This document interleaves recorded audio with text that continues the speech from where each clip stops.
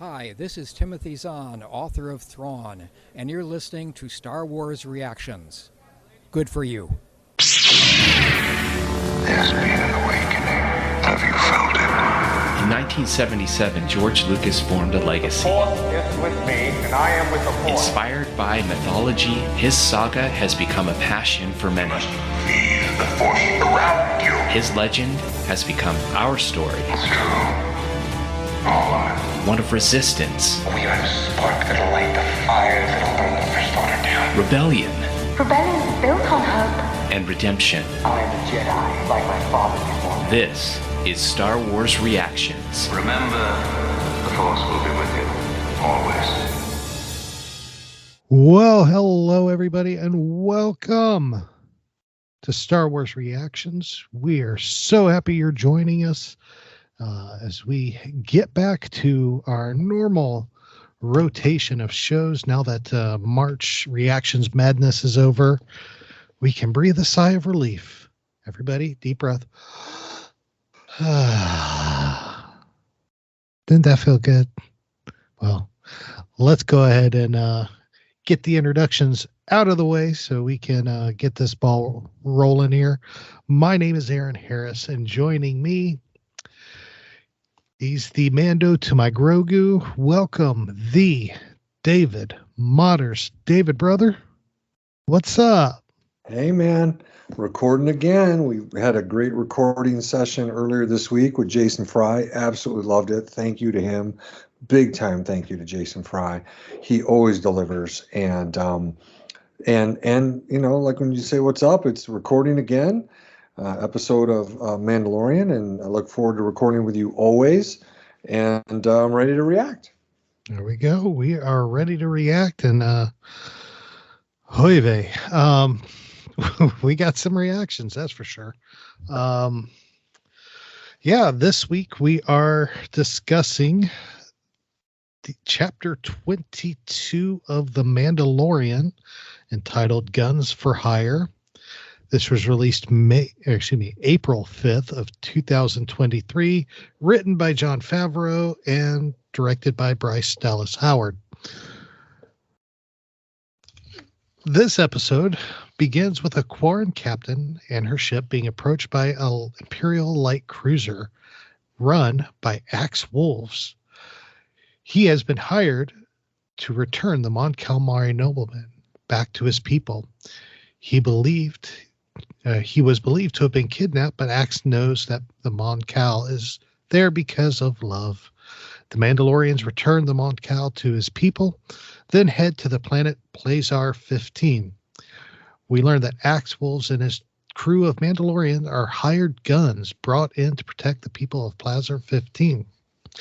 Bo-Katan, Din Djarin, and Grogu head to Plazir 15 to speak with Axe Wolves and his crew before being granted permission to speak with them, though. Captain Bombardier and the Duchess ask Din and Bo to solve problems with their malfunctioning droids. They track a trail back to the commissioner, who has used nanobot technology to make them malfunction. The commissioner stated he was a follower of Count Dooku, only to be shocked and subdued by Bo-Katan.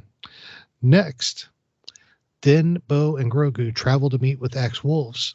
Bo challenges him for the right to be their leader, and after defeating Axe Wolves in combat, Bo is told that she is not the rightful ruler because Din has the Darksaber.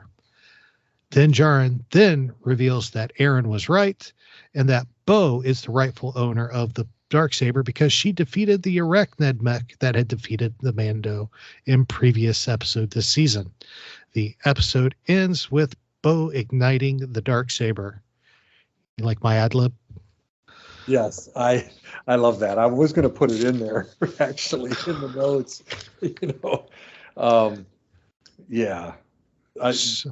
Go ahead, buddy. Go ahead. So let's kick off our initial reactions here, and I'll kick it off because I love Dave Filoni. I love Jon Favreau. I love Bryce Dallas Howard. They have been nothing but good to us Star Wars fans. They have been fabulous, bringing us just a wonderful world in The Mandalorian, wonderful stories, tons of entertainment.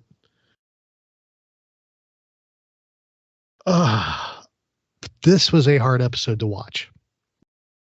And it was, for me at least. I know there are some people out there who thoroughly enjoyed it. More power to you. I'm so happy for you.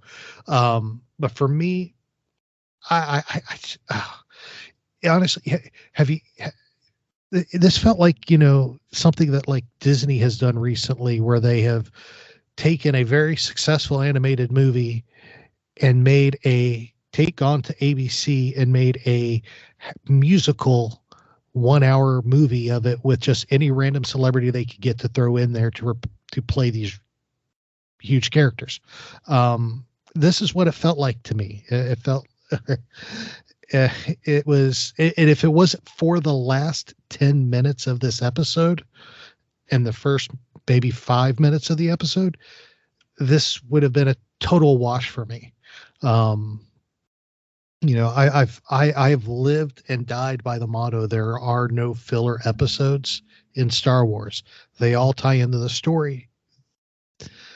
If it wasn't for the last 10 minutes, there would be no tie into the story, because I can't possibly see how this would have worked any other way.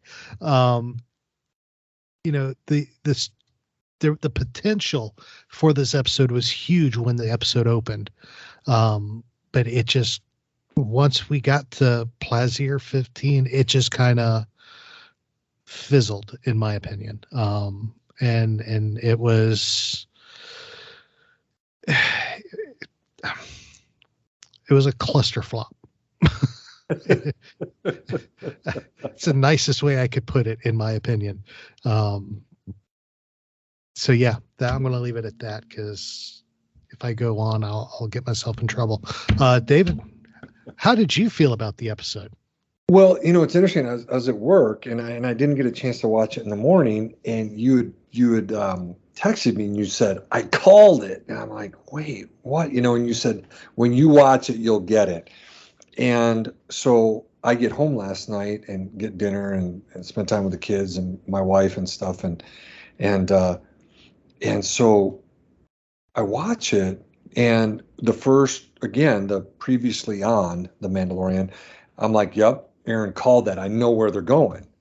Aaron called that Bo-Katan is the rightful wielder, owner of the Darksaber.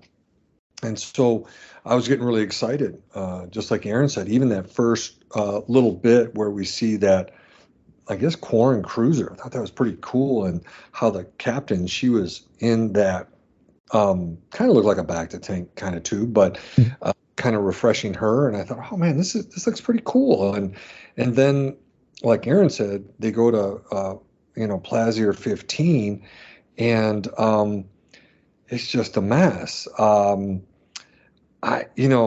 said, look, first and foremost, hats off to Aaron. He called it. He really nailed it, because I remember talking to Aaron about that on a previous episode. I'm like, really? Does that count? And it's like, and Aaron, you said it. You're like, yeah, I mean, watch, they're going to do this. And you nailed it. Hats off to you. Just like you said a minute ago, buddy, the last 10 minutes of this episode, really covered, what Aaron called out. And so I enjoyed that ending. But I don't know what to do or to make of the beginning of this episode. I don't know the whole point of it. I do like film noir. I kind of liked, Din Djarin and Bo-Katan trying to, solve a mystery. But even that, I was like, why are they having to do this? I started getting vibes of, Sid's, job of the week for our awesome, Clone Force 99. I'm like, I don't really want to feel that way regarding, Din and Bo-Katan and Grogu and stuff like that. But yeah, I mean, that's about the best I can say there. But enjoyed the first 5 minutes, which is previously on, and the last 10 minutes. And yeah, that's kind of my initial thoughts on this. Yeah. All right. So we're pretty much on the same page there. Absolutely. we're going to get into what some talking points here, and it, the episode wasn't 100% completely bad. Okay, I will give them that. There was a lot of comedic elements in this episode, which I actually did laugh out loud a few times. I'll admit that. Like when Din Djarin is standing on the loading docks with Bo-Katan, and Bo's talking to the B-1 battle droid, and he's just random. Din Djarin is just randomly kicking a super battle droid, kicks it out of line, just trying to get a reaction out of the battle droids. And then until one snaps and attacks him, and then of course he takes off after it. And Bo-Katan's like, they all just got reprogrammed, huh? I mean, so there definitely were some comedic elements to it that were kind of humorous, like that scene there, and I got a good laugh out of it, honestly. I mean, Jack Black, so the celebrities in there, Jack Black, Izzo, Christopher Lloyd. They have, I don't know so much about Izzo because I've know literally nothing about her other than I think she won a Grammy or something. But Jack Black, I know. Christopher Lloyd is Hollywood royalty. I know I know Christopher Lloyd. And I know the comedic powerhouses that both of these gentlemen are. So it was just natural that there would be some comedic elements to their roles. And we got to see that. The way Jack Black tried to carry himself as a serious, regal person, which it's Jack Black, we know better. What? I was waiting for him to break out in a tune or something, because dude can sing. Then of course Christopher Lloyd, he can do serious, he can do comedy, he's just multifaceted. So there was a lot of comedy throughout the episode, like the scene I mentioned. I even thought at the end when they were busting the commissioner, who was Christopher Lloyd, and he's hovering over the red button and he's got that evil look on his face and he's talking about how he's going to destroy everything. And also Bo-Katan just electrocutes him, just lifts her arm and shoots the thing out of her gauntlet and electrocutes him. And I thought that was pretty sneaking funny too, because you never saw it coming. No. It reminded that particular scene, and then I'm going to turn it over to you, David. But that particular scene right there reminded me of Indiana Jones when the big sword guy comes out in Raiders of the Lost Ark and is flipping the sword around all over the place, and you're just ready just to hack Indy to pieces, and Indy just pulls out his 6-shooter and shoots him and holsters it and walks away. It's kind of what it felt like to me. Had that kind of a feel and comedic element to it. But when it comes to just the comedic elements of the episode, how did you enjoy them? What did you think about it? I think maybe the only one I liked was honestly when Lizzo, the singer, I guess songwriter and stuff like this, when she says, can I hold your baby? And Din Djarin says, no, he doesn't really take easily to strangers. And she puts like a little fish up and he immediately does a front flip and lands over there with her. I thought that was pretty cute. I thought that was pretty fun. That's about it, honestly. Even, Bo, and I agree with you, Indiana Jones vibes all over the place. In the Cairo marketplace when Indy shoots the guy with a big sword. But even that, he's trying to monologue about Count Dooku, and I'm like, well, I want to hear that a little bit. No, done. Okay. I was just more annoyed, and I don't know. Din. Gosh, I don't know. I'm just, it's. Like I said, I think that's the only comedic part I liked was the front flip by Grogu. I love Grogu, obviously, but that's it for me. And That's about it, buddy. Yeah. Yeah. I mean, it's we don't have a lot of talking points because the episode, for us, we struggled with it, but you're right. There, for some people, I enjoyed some more of the comedic elements. You did it. I mean, that's cool. There's nothing wrong with that. And just like, I'm happy that some people, I heard from today really enjoyed it. Other people were like, "Oh my Lord, what crack are they taking?" What is going on? So it's, it's very, I was going to say it's very mixed across the board, but I've heard more negative than I have positive. So we'll leave it at that. But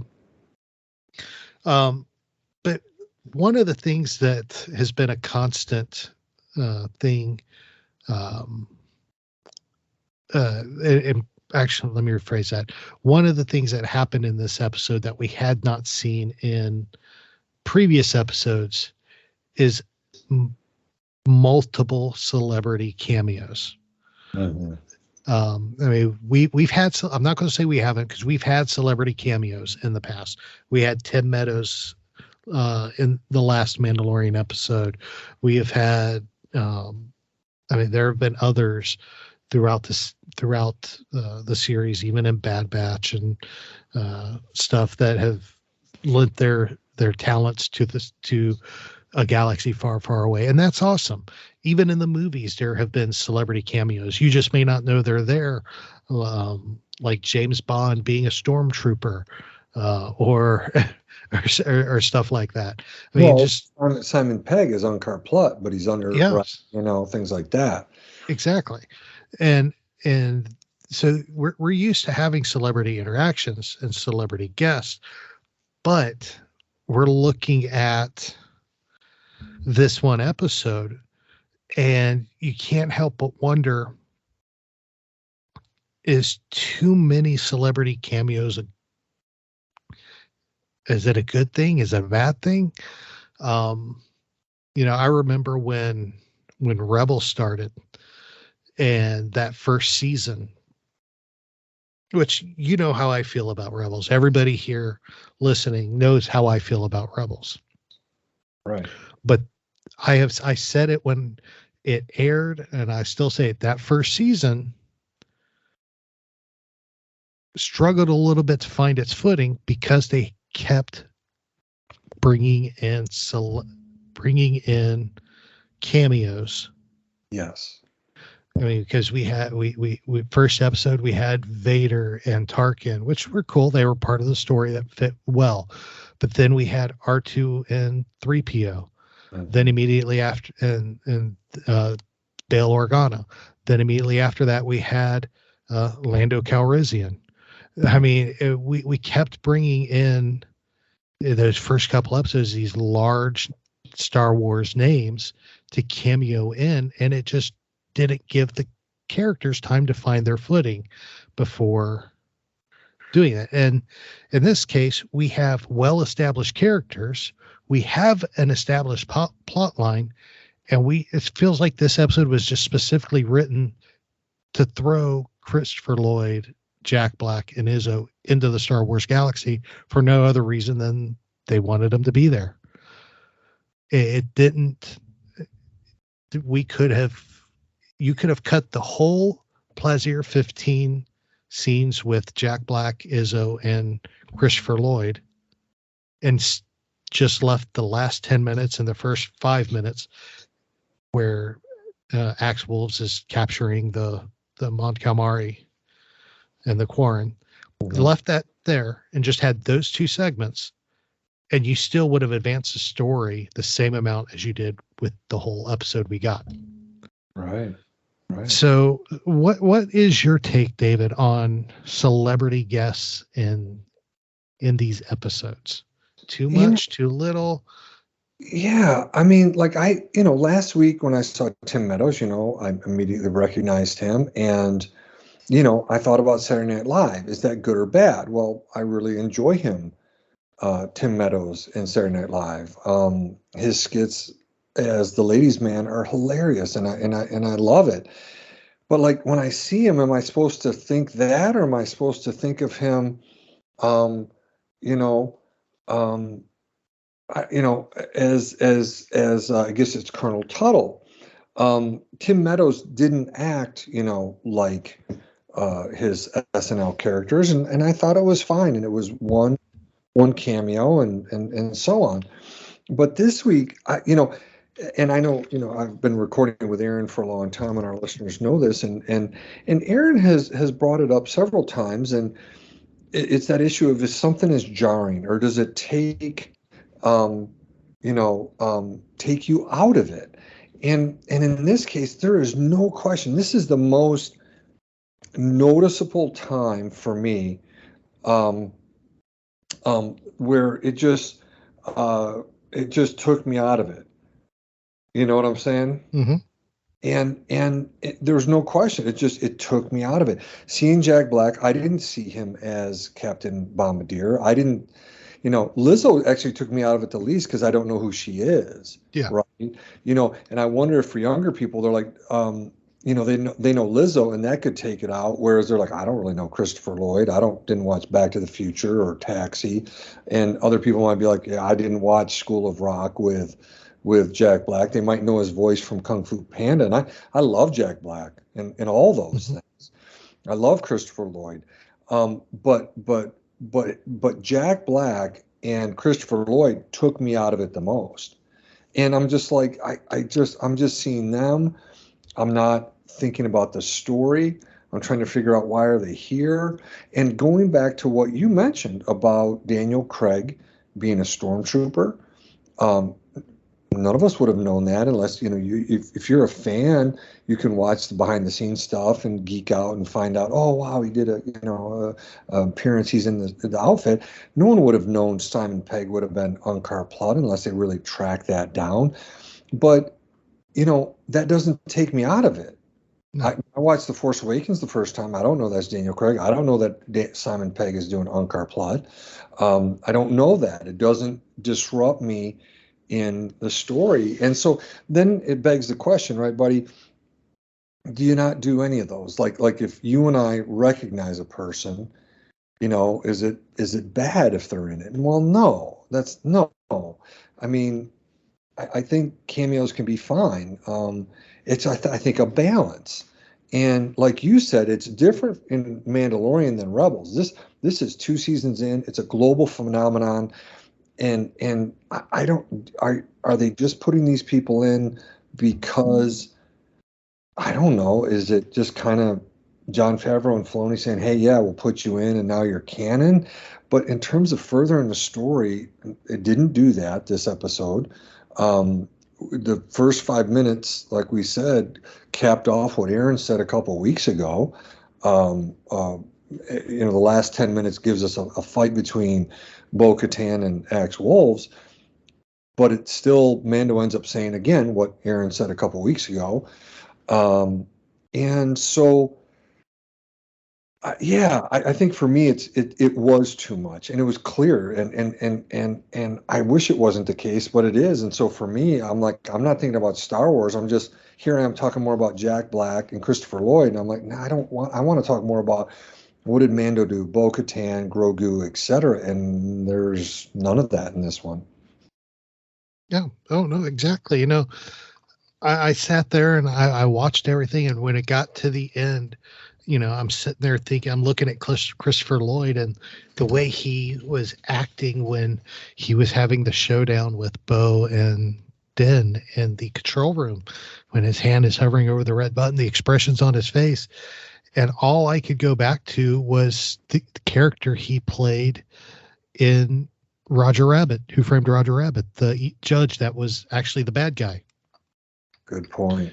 And that's what, to me, he was playing that role, but in Star Wars, because at the beginning of the episode, he's a serious, constable, commissioner of the guard, watching over the city and the planet. Next thing you know, I'm the evil separatist and I'm going to blow everybody to bits. Right. It's just, it had that immediate flip switch or switch in character that reminded me a lot of the judge from Roger Rabbit. Yeah. But yeah, there it is. But like I said, like we've been saying, it wasn't all bad. Okay. Because that last 10 minutes really saved the episode, and proved me right. And I got to say, that was a fantastic 10 minutes of Star Wars, for me. Not just for the fact that my theory was proven correct, but just the way it played out, the fight between Bo and Axe Wolves, the just the thickness of Mandalorian lore happening right then and there. I mean, it was, to me, it was just awesome. The way they were fighting and using all the things at their disposal. It reminded me a lot of some of the fights we would see in that we saw in Clone Wars, or even in not Clone Wars, or Rebels, between Sabine and Vizsla. Yeah. So there were a lot of things that were incredible in that. The fact that we got to see Bo's full fleet, all the gauntlet ships, we got to see the cruisers and the transports that she had captured with the Din Djarin. So it really fit perfectly in building up to what is ultimately going to be a fight for Mandalore. But at the same point, it was like, we didn't need the rest of it. No. Let's talk about the fight, David, because we get to see Axe and Bo go hand in hand, and they're using everything at their disposal, their jetpacks, their all the little weapons and their wrist gauntlets and everything, and it's really just a fabulous fight all the way around. How did you feel watching that fight, and what were your thoughts on it? Well, yeah, I mean, I don't, maybe I thought it was pretty good. This is where I honestly felt like it was, I sound like the total downer. It felt like this one, like you and I had talked before about how several of these episodes really felt like, $10 to $15 million episodes. I thought it was pretty good, but there's times where I'm looking and I'm like, yeah, knock down. It's not Katie Sackhoff. They're trying to keep her face away from us and so on and so forth. I don't know if it was just in a bad mood after the first part of the show, but I don't know. I thought it was pretty cool. I liked the stuff and using it, but I think maybe that's what it was. Honestly, I think a lot of people thought there might be a battle between Din and Bo, not even related to the whole arachnid mech thing. So it was kind of like she had the fight, and he still does end up handing it over to her, kind of like he wanted to do at the end of season 2. Mm-hmm. So I don't know, man. I'm really struggling, man. I'm trying to enjoy it, but I don't know. This is out of, we're at 2.5 years here, 2.5 seasons. Forgive me. You're season 1, season 2. We're at, episode 5. We've or 6. Forgive me. We've passed the halfway point. We got 2 left, and I guess I'm absolutely flabbergasted. I mean, well, maybe, and I put it in the show notes. What do the last 2 episodes hold? Maybe, piggybacking off what you said, here's a fight between these 2 Mandalorians. Maybe the money's being saved for a real, battle. And I don't know what it's going to be. Is it going to be, how do you retake Mandalore? Is it they're all together, like Bo-Katan walks both ways? Here's this group of Axe Wolves joining the covert on Navarro. They all go to Mandalore. We don't see anybody except for those those, what are they called? Amalekites or something like that, if I Mhm. remember their name correctly. So are they going to battle a group of people that are already there? Or I don't know. It's kind of like, Dan Z brought this up several times over the last couple of weeks, especially after episode 2, where it's like, wait, you're redeemed and okay, you're part of the covert and and all that. And it's like, well, I thought we were going to use all of season 3 for him to get to the mines and be, go through a bunch of challenges and be redeemed and all this. So I don't know, where does this go? And I hope there's a big Mandalorian battle, but I don't, like, with who on the planet. It's all glassed over, but I don't know. I guess I'm confused. Well, Save me, Aaron. Save me. Well, I'm going to, and I do have an answer for you, but we do have to take a quick break, and when I come back, we'll discuss the answer. How's that? Sounds good. All right, hang with us. We'll be right back, and we'll give you my thoughts and opinions on that. Welcome back, everybody. Aaron and David here. We're talking The Mandalorian, Guns for Hire, or at least we're trying to, at least. So before we took a break, David was asking a question about, we were talking and about the direction that we think the season's going. Who could they possibly be fighting for Mandalore? Because the only people there were the what was it again? I think Amalekites. I didn't check my notes before, but yeah, those creatures that had the green glowy eyes. Yeah, exactly. Like those guys. But the answer to your question is in that episode. The Empire, you think? The Empire. Yeah. Obviously, there is enough of an Imperial presence in the Mandalorian sector that when Bo left Mandalore, the Empire chased her. They bombed her castle, and her and Din barely escaped. Right.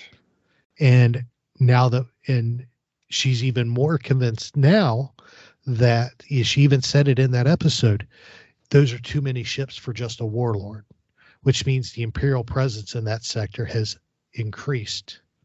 Yeah. Why would it have increased? Somebody else is coming into the yard to play. This is setting up Ahsoka. Gotcha. Yes.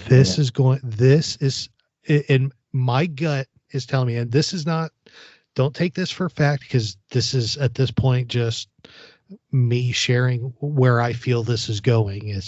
I have not seen any of the future episodes. I do not know.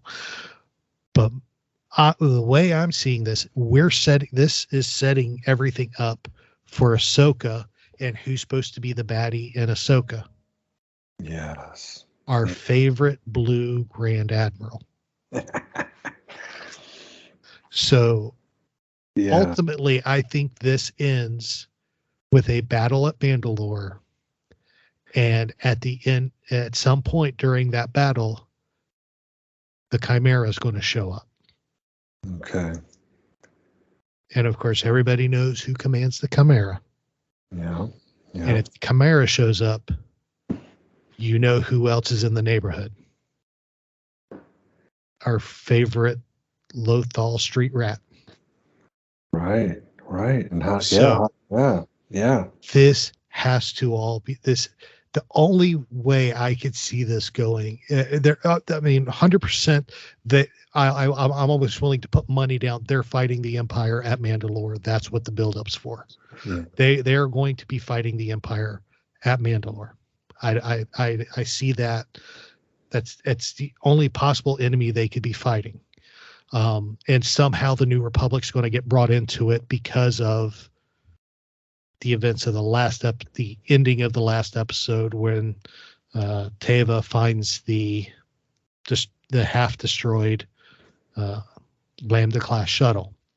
Yeah. So then, of course, they frame the Mandalorians. So I got a feeling. All right, I'll go ahead and lay it all out for you and tell you. I was going to hold this back, but I'll just go ahead and lay it all out on the table. We're going to end up at Mandalore. The New Republic fleet is going to show up to try to take out the Mandalorians because they think they attacked that shuttle and took Gideon. Yeah. And in the midst of the battle, the Chimera and the Imperial fleet's going to show up. Ooh. Well, that is my prediction for Okay. the end of season 3. do we see Ahsoka and Sabine show up and it cuts the credits or no? Oh, I'm even going as far as saying this fleet is under the command of Harrison Dula For the New Republic. And was Zeb there too? Was Zeb and I think we'll see the ghosts and everything. Whoa. To me, that is, I feel, the direction they're heading. Nice. They've dropped the hints. We've seen Zeb. We know you see this kind of movie. All of this has been building towards something. That we had the drop of Thrawn's name in season 2 with Ahsoka, the Ahsoka episode. We have had the hint of a larger force than just a warlord from Bo in this season. Mm-hmm. There's just too much going on. Then we see Zeb. There's too much coincidences pointing to an engagement between the Republic and the Mandalorians. I love it. You definitely saved me. And it's pointing, and it all has to be leading into Ahsoka because that's what all these do. Season 2 of Mando fed into Book of Boba Fett. Book of Boba Fett fed into this season. Yeah. They all feeding into each other. Yeah. Yeah. So this is going to feed into into Ahsoka, and it's all ultimately going to lead to something that I'm going to go back to something Kathleen Kennedy said December 10th, 2020. Yeah. When she made the statement during a big Disney event they had where they were streaming, announcing all their upcoming series for Disney Plus and all the movies they were going to do and everything. She made the statement that when they announced the Ahsoka series and everything, and talking about Mando season 2 and talking about, and she held back the Book of Boba Fett thing because that was announced at the end of Mando season 2, but she announced the Ahsoka series and all the others. And she talked about how ultimately there will be a giant crossover event for these series. Yes, I remember. Nice. This is where it's going to, it's all got to come in. This is all moving in that direction. And whether we see that crossover event at the end of season 3 or whether there is a season 4 of Mando, or whether we see that in Ahsoka or in season 4 of Mando, I don't know. But it is coming, and that's what we're building to.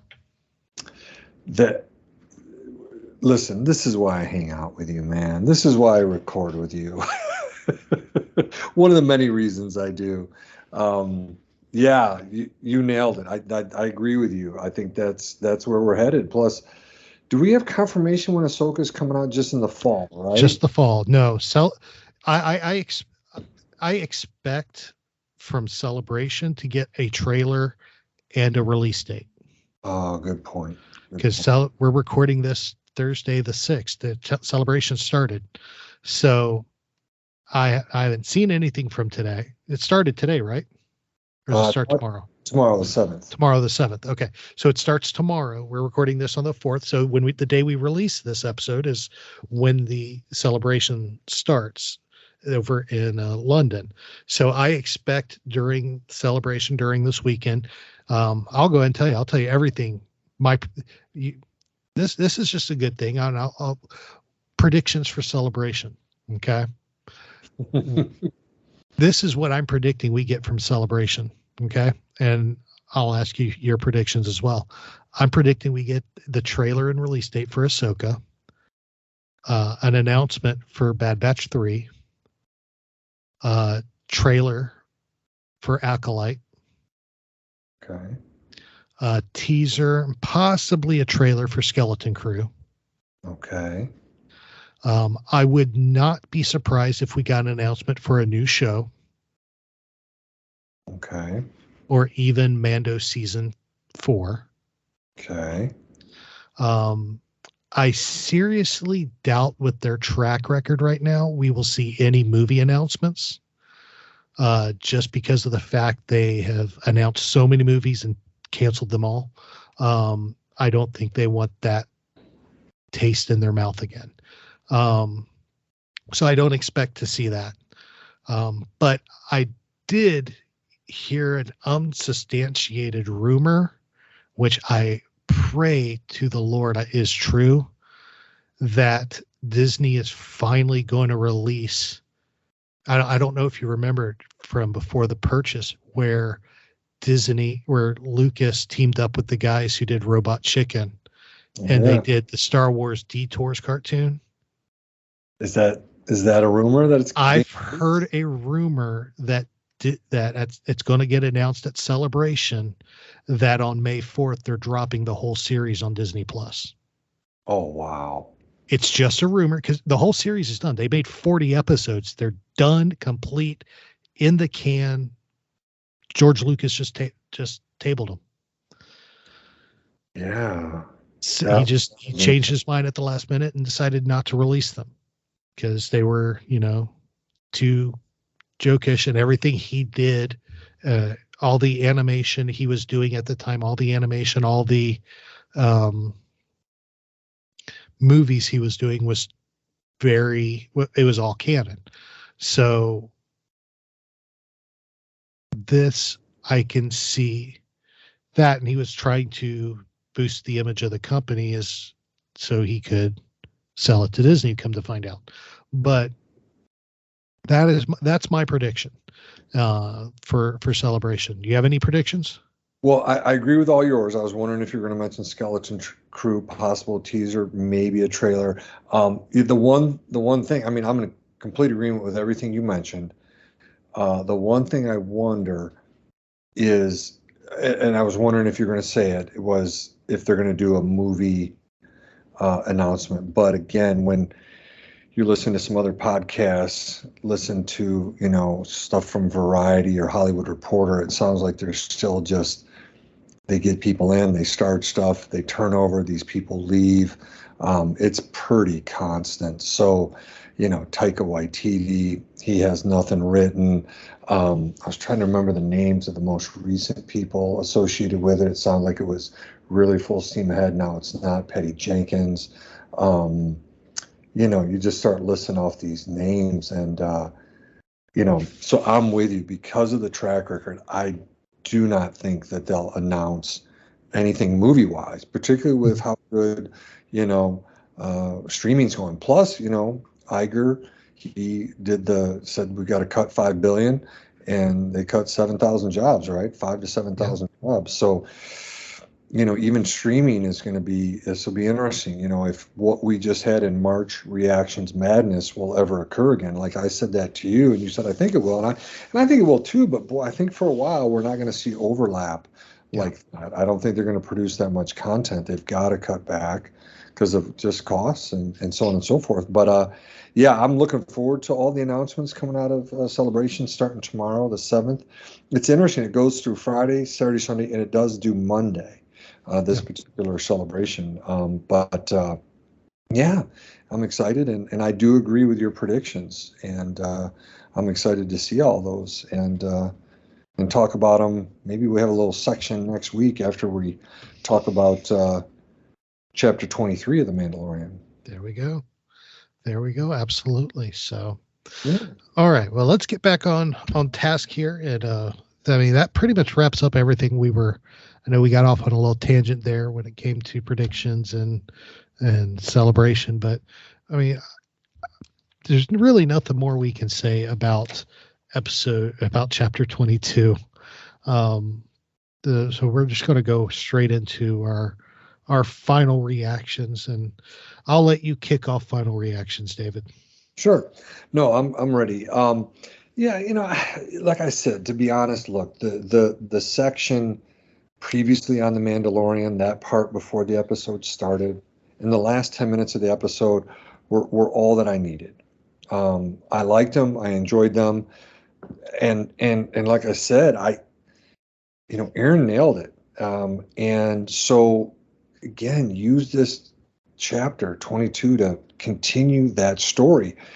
It's been laid out. Keep it going. But like I said before, I do like the film noir, and so I liked Mando and Bo, trying to solve a mystery and stuff like that. But again, with an 8-episode season, it does surprise me that they used up an episode on really, what Aaron said, what I said, inconsequential planet and characters, quite honestly. I don't know, are they going to come back around and use Lizzo and Captain Bombardier? I don't think so, particularly because they don't have an army. How are they going to contribute to the Battle of Mandalore? Okay, so there. But again, they could, a couple different options. Aaron and I were talking before we started recording. I mentioned one thing, put the last 10 minutes of this episode at the end of last week's episode, boom, done. And then use chapter 22 here, for furthering the story. Aaron brought up a very valid point, like I said. He said just expand out those 10 minutes to 30. They've done 30-minute Mando episodes. Make that 30 minutes, or make that a bit of a bigger battle with Mando and Bo going at it with these guys or whatever. But all that to say that, we don't, you don't usually hear Aaron and I that down on this. But look, I love Star Wars. It's not going to change my thoughts. Everyone can have their opinion on this. Mine is just, I've just felt like, boy, oh boy, with 8 chapters, you gotta really use every one and pack it in. But anyways, what are yours, buddy? What are your final reactions? Well, Mama always said, if you can't say anything nice, don't say anything at all. So I'm going to say a few things. The last 10 minutes were great. The first 5 to 10 minutes with the intros, and then of course the Axe Wolves going after the Mon Cal was good and promising. Everything else in the middle was fluff. It was just, it took me out of the story. It took me out of the element. It took me out of what I was used to when it comes to the Mandalorian. And having change is not bad. But change that takes you out of the story is bad. And this took me out of the story. I still have all the love and admiration for Bryce Dallas Howard. She's done a phenomenal job directing. She did not write this. She just directed it the best she could. Favreau, I love you, dude. Whatever you were drinking that night, put it on the shelf, throw it out. Don't touch it again, my friend. Because you could have done better. You have done better. I've seen it. So it could have been better. It could have been a lot better. I love Jack Black. I love Christopher Lloyd. Props to Izzo. She's in Star Wars. That's all I could say. I'll admit, but I know who she is because I saw pictures of her at from the Grammys, which I did not watch. I haven't watched the Grammys or Oscars or any of those in a decade. But I know she's a singer. I know I think she's pretty sure she's won a Grammy or something. I have never heard one of her songs to save my life.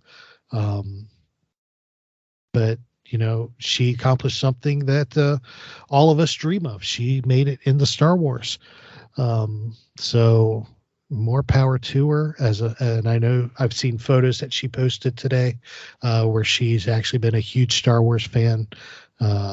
She posted a story on Twitter about how she was a Star Wars fan from when her dad took her to see the movies, and Unfortunately, her dad has passed, and she didn't get to see her be in Star Wars, but she dedicated it to him. So, a lot of love and respect for that. So more power to her for making her dreams come true. But yeah, I want to leave it at that. That's my final reaction. Now the part I've been dreading, which of course is grading the episode. As you know, we all grade the episodes as you would if you were in school with an A, B, C, D, or F. Let's grade it. David, how would you grade Guns for Hire? I've been going back and forth. I think my grade has been going down as you and I've talked about this. I usually I don't know that I've ever done anything below a B minus. B, most Star Wars stuff is, but this is a C for me. I could even go with C minus. I'll go with a C because of the last 10 minutes. How's that? There we go. A C for that. But that's probably the lowest grade I've ever given something. I think I'd have to go back and look, but yeah. So for me, I debated this a lot just on the merits of the episode. I've been dreading this. I kept putting off thinking about a grade for this because it was just so different for me. Normally I have no problem. Bam, the episode ends. I'm like, bam, this is an A. This is a B. No problem. This one, I'm going with a C minus. And the only reason it is a C minus is the last 10 minutes of the episode. If those last 10 minutes hadn't been there, it would have been a strong D. Yeah. But for me, but the last 10 minutes, the fight between Bo and Axe Wolves, the Din Djarin standing up and setting the record straight about who owns the Darksaber, redeemed the episode for me enough to give it a C minus. So that's where I'm going to leave it. Well, we would love to hear from you and get your thoughts on this episode and on The Mandalorian as a whole. You can always hit us up on Twitter and Facebook at SW Reactions Pod. You can hit us up on Instagram, Pinterest, or even Tumblr, where you can find all of our show notes at SW Reactions. Or feel free to email us at swreactions@gmail.com, just like our buddy Daniel Contreras did. Nice. So I got his email pulled up right here, and I'm going to read that out for us here. And it goes, "Hey, Aaron and David, it was great hearing Jason Fry on your last episode. He's a great guest to have for sure. David, like you, I am a Timeline fan going back 20 years or more. I'm also a big fan of maps, and I loved Jason's contributions to Star Wars: The Essential Atlas, one of my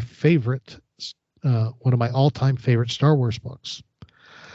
I didn't get a chance to email last week, but I wanted to give my thoughts on The Bad Batch, and I really enjoyed the season and feel the 2 seasons we've gotten easily match or exceed the first 2 seasons of the Clone Wars or Rebels in both terms of visuals and fleshed out storyline.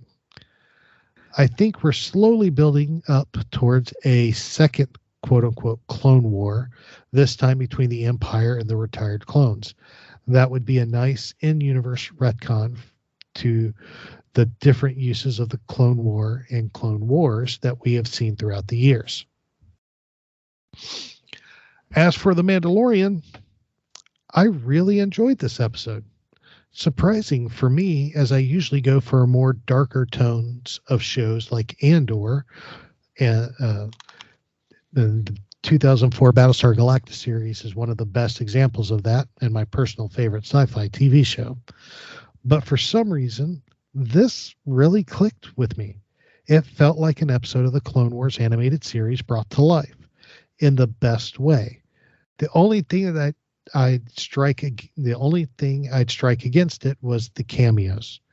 I usually find them distracting, and that was definitely the case here. Jack Black is gonna Jack Black after all. Finally, when are we going to get a psychological dad joke, David? Come on, man. At last, we'd be able to get our revenge. Keep up the good work as always, Daniel. First off, thanks for writing in. Loved hearing from you, brother. It's great to get it.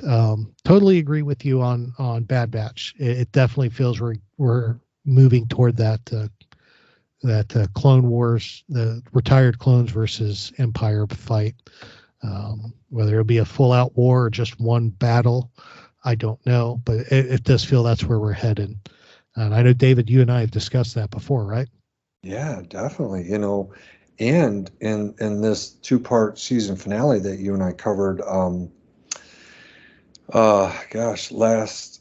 just with Jason Fry this week, you hear Tarkin, or I guess, what is it, Barton Coburn, or I'm trying to remember which one, or if it was Hirsch Ramadi, state, right, that there's been rumors of a clone uprising. So here is, Jennifer Corbett and Brad Rao confirming and kind of laying the seeds for that to happen. So yeah, a lot of Star Wars fans have been feeling like it's moving that way, and when they put that in to, I guess it would have been the first part of the 2-part episode in it, and that would be Plan. What was before? The Summit. In the Summit, that's where we hear it, in the Summit. Then there's Plan 99. So yeah, Daniel's nailing it. It's going to go that way, and in terms of a psychology dad joke, it's almost like we're crossing the streams, right, Aaron? It's like, like in Ghostbusters, you're not supposed to cross the streams. There's the Star Wars dad joke of the week, and there's the psychology corner. But it sounds, Aaron, like Daniel's wanting us to cross streams. We don't know the effect on this. This could create a tear in the time-space continuum. So I don't know. What do you think, buddy? It sounds dangerous. Well, my friend, considering I got a peek at the email when it came in earlier today, yeah, I'm about to rip apart the space-time continuum. I have gone and I have found a Star Wars psychology dad joke of the week. Oh my gosh. Just for you, Daniel. Just for you, David. I got it. All right, let's do it. I got it. Now, before we do, of course, we have no psychology corner. Because, David, you can explain why, David. I'll let you explain why there's no psychology corner. Well, you and I talked about it even before we started recording. There's just really no Grogu, a little bit of him in this, but there's no mentoring scenes, for Din or Bo, because she does it as well with Grogu. So there's just, it made it pretty simple tonight to just focus in on the Star Wars dad joke of the week and listener email. So hopefully we'll have more next week and the following week so that I can really dive into mentoring more in these last 2 episodes of Mandalorian this season. Very good. Very good. So before we do my Star Wars psychology dad joke of the week, if somebody wants to talk to you about your psychology corner or about Star Wars in general, how would they go about doing that? Absolutely.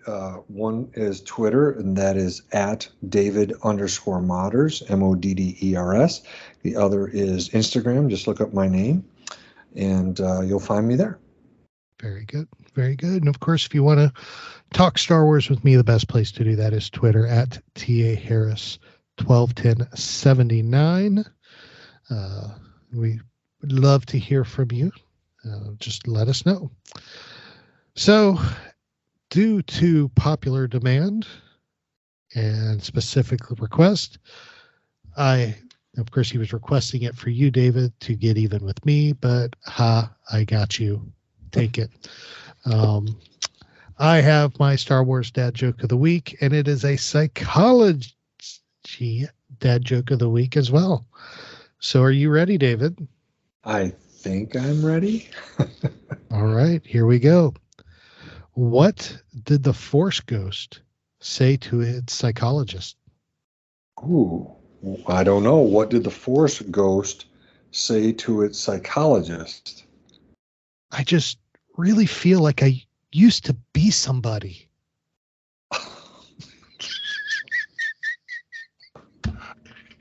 Oh, jeez. So cheap. I used to be somebody. Somebody. Oh, my gosh. Well, you know what Maul says to his psychologist, right? No. I'm only half the man I used to be. Oh,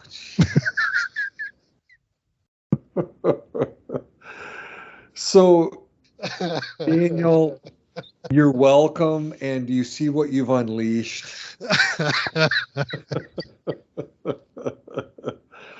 Daniel has unleashed a monster, a crate dragon, or the Zilla Beast 3. Yes.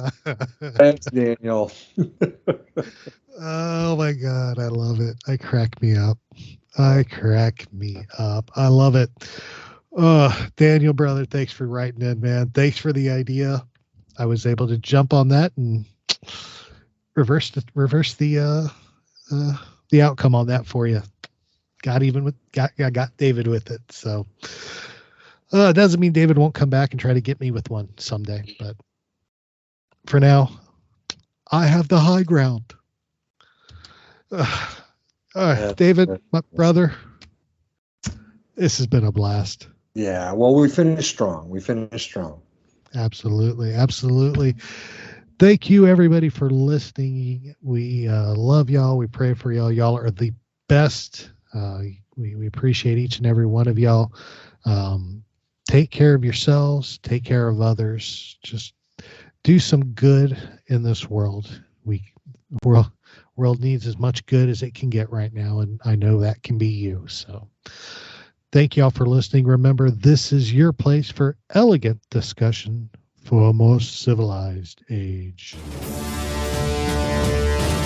If you'd like to share your thoughts, you can email us at show@starwarsreactions.com for our show notes and the latest news from the Star Wars universe. Visit our website at www.starwarsreactions.com. You can also follow us on Twitter at SWReactionsPod or on Facebook at Star Wars Reactions. If you enjoy our show, please leave a review on iTunes. This podcast is not endorsed by the Walt Disney Company or by Lucasfilm Limited. It's intended for entertainment and informational purposes only. The official Star Wars website can be found at www.starwars.com. Star Wars. All names, sounds, and any other Star Wars related items are registered trademarks and or copyrights of Disney and their respective trademark and copyright holders. All original content of this podcast is the intellectual property of Star Wars Reactions unless otherwise indicated. Star Wars Reactions. Elegant discussion for a more civilized age.